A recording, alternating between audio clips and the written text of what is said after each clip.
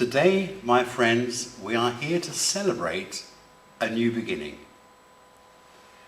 I'd like you to imagine a world which lived in peace, where we had harmony with each other, a world where people cared for each other. Could that be possible? My friends, in Italy, especially in this region, in the Ascoli province, you have already proved that it is. I'd like you to imagine with me a poor farming family, very little food, living off the land, taking in a perfect stranger, feeding them, clothing them, and treating them like a son, knowing that they risk their lives by doing so. That to me represents caring and compassion at its utmost. Yes, I'm talking about Stella Brioni and the Brioni family in Montearano, but I'm also talking about many of the contadini and partisans in the area, and also the thousands throughout Italy who showed tremendous caring, looking after their fellow man. 75 years ago, the media put the Italians into two categories. We had one group called fascists. They were the group that chose hate, aggression and destruction. On the other hand, we had partisans. They chose love, compassion, caring, and they had a vision for the future. They cared. Because of the second group, that is the reason we are here today. I guess caring, compassion, and looking after our fellow man is always going to win through. Obviously, to know where we're going, we need to know where we've come from. And what happened 75 years ago taught us lessons. Sometimes we learn from these lessons, sometimes we don't. I personally can never be bitter or reflect on these times because I wasn't born then. But I remember my father often talking to me about this era. It was a magical experience. He talked about the wonderful Italian people, the contadini, his Italian family, the people who helped him. He talked about the little girl who sat on his shoulder. She's now 55 or 60, she wouldn't fit there now. He talked about the Italian children which he taught, which he loved so much. He told me about the Polish surgeon who did such a fantastic job in saving his life after a plane crash. He told me about how he hung on for just another day for the love of his wife, knowing by hanging on he would get through, which he did. He told me about an amazing trip through the desert without water and no shoes. He landed alone. He had a choice. In one direction, 20 miles, he could have survived without water, but would walk into the enemy and be captured. The other possibility was to go 80 miles in the other direction. Little chance of survival, but there's a possibility he might meet friends. He chose the 80-mile route and always found a way to get water. I think nowadays many people who didn't know my dad, Ken D'Souza, would have thought he's totally crazy. It's a suicidal route. But my dad had a different outlook on life. He often used to say to me, if you believe in something, if you have faith, you can do it. And I'm so glad he did. And Dad and I went through our lives listening to people saying, oh, you can't do that, you mustn't do that, that won't work. We smiled politely and just did it. It worked. He talked to me about the building of the water tower. He talked about what happened in PG-70 all those years ago. He told me about the newspaper he ran.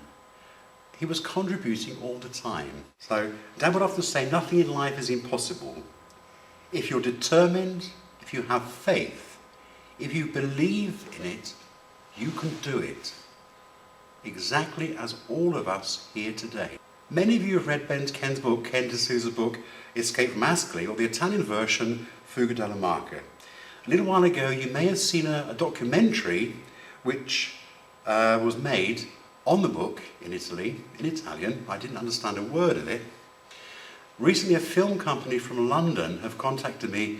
They want to make a feature film on the book, on the story. And I do hope that brings publicity to this area, to FERMO, to Monteurano, to Ascoli, and to the project in hand, the Sycamore project, which we're going to talk about in a minute. This is not only a very important week for Italy for the Sycamore project, but also the Freedom Trail has just taken place. And the Freedom Trail, that's run by the Escape Lines Memorial Society and the San Martino Trust. It's where people from throughout Europe and overseas can experience walking through the delightful scenery in the Tenno Valley region. Beautiful. They're following the escape lines which our troops took many, many years ago, visiting the safe houses. The aim of the Freedom Trail is to say thank you. It's a gratitude. We say grazie. The aim is to raise money, and we help the people, or the people whose parents and grandparents were so kind and caring and helpful in those days. Today we're here to share a vision for the future, to create something positive and much needed for the region. A wonderful opportunity is opening up for all of us today. We are here to share a vision for the future. We want to create something which is much needed for the region. A wonderful opportunity is opening up for all of us. In FERMO, we have a location. We have a beautiful landscape, lovely countryside. We have artists, craftsmen, small businesses who need a location to work together in harmony. We need productivity. We need jobs for the area, jobs and employment. We need a financial boost. The local community need a place of communication, to come together, to meet, to talk, to socialise. The Sycamore project is offering us a vehicle for all of that. So naturally there are going to be challenges. Some people may see a problem, but let's face it, a problem is just another word for opportunity. Really, there aren't such things as problems. A problem is a situation where we haven't yet found a solution, but those solutions we're going to find.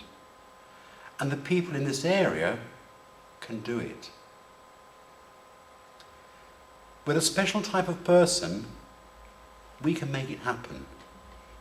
The people that are here today, we can do it. Okay, I know the Italian economy is not perhaps as we want it. I'm not going to talk about it. I'm not even going to go into Italian politics, because in Italy the politics is not made up of politicians, it's made up of the Italian people. People like you. You are the people who are going to make it happen. It can happen now. Okay, in England, for example, during the war, we took a bit of a hammering. And a lot of the country had to be rebuilt. It wasn't the politicians that rebuilt the country, it was the people. They pulled together, they worked together, they looked after each other, they cared for each other, they rolled their sleeves up and got on with the job and rebuilt. Okay, it's not every nation that can do that. But in Italy, especially in this region, you've proved that you can. Okay, we all know from experience the place needs a good clean-up. It's dirty. The ceilings or the roofs need replacing. The walkways need evening over. It needs painting. But it's going to happen. My dad knew the building, this building, PG70 as it was called in the old days, 75 years ago, when he was here as a prisoner of war. My dad and I, we both came back maybe 5 or 6 years ago, and we saw it as it is now. And a couple of years ago, I actually managed to get the key and stayed here overnight.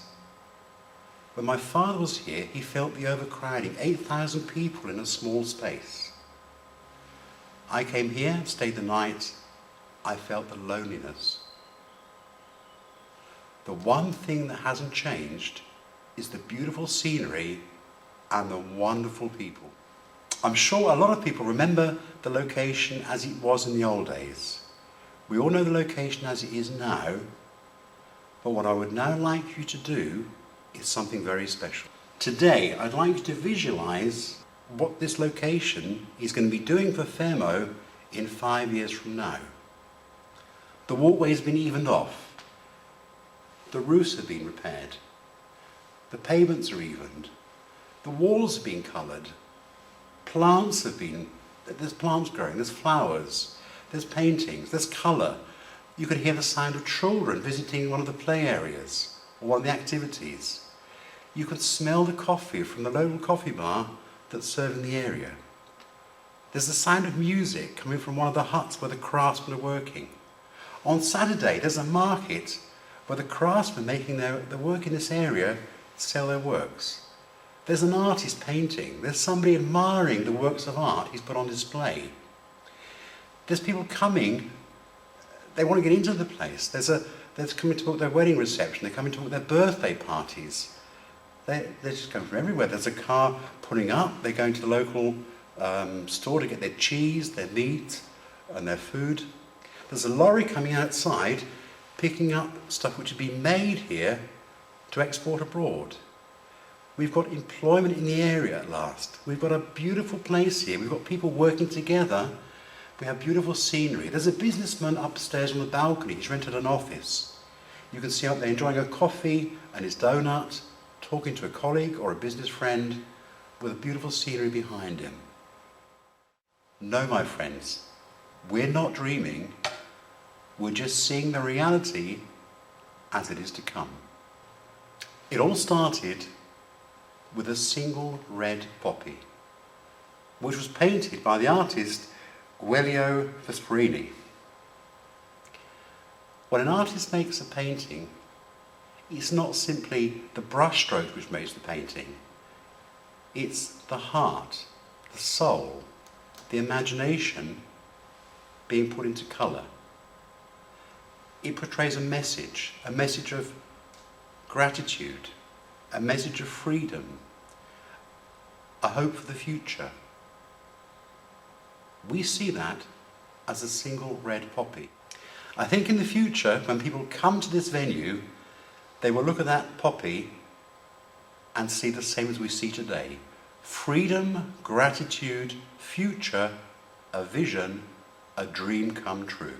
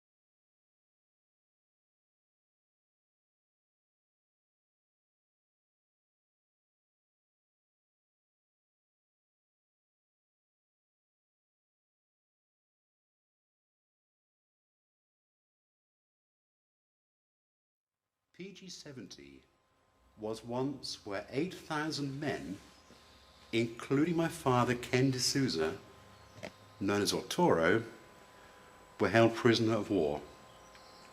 In those days, the siren marked the toil, isolation, suffering, and despair. Today, the silent signs for freedom. The sound of the siren is no longer a nightmare, but signals a dream, a new beginning, and a chance.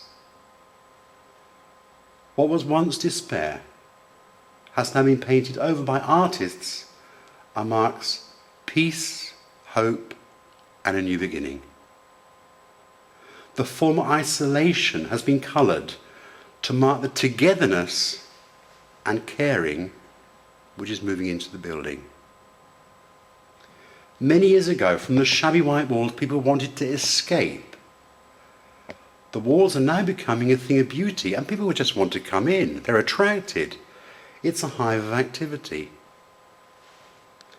The former PG-70 is now changing from a place of despair to a place of hope. From a cold, unused building to a key area in the FERMO landscape. It's becoming a place of togetherness and makes way for the caring society. 8,000 former prisoners who wanted only freedom and democracy will be looking down smiling, saying, "Thank you, Italy." Milioni ringraziamenti.